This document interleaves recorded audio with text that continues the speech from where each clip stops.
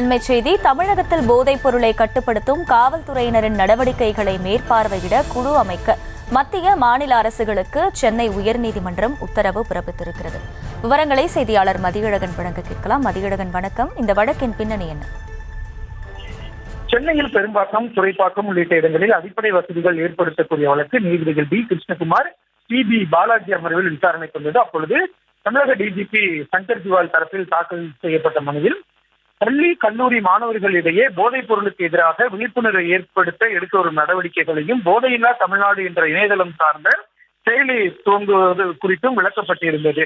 அப்பொழுது குறுக்கிட்ட நீதிபதிகள் அண்டை மாநிலங்களிலிருந்து கொரியர் மூலியமாக போதைப் பொருட்கள் தமிழகத்திற்குள் நுழைவதாக தெரிவித்தனர்.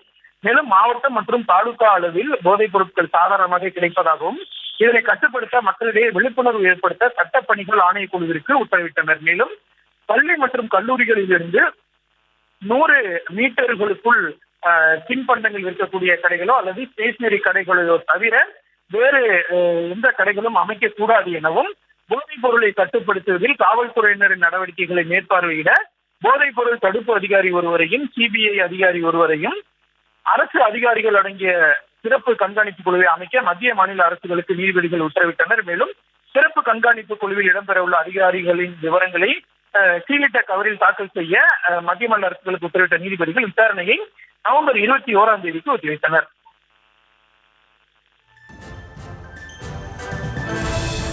விவரங்களுக்கு நன்றி மதியழகன். செய்திகளை உடனுக்குடனும் துல்லியமாகவும் தெரிந்து கொள்ள சப்ஸ்கிரைப் பண்ணுங்க.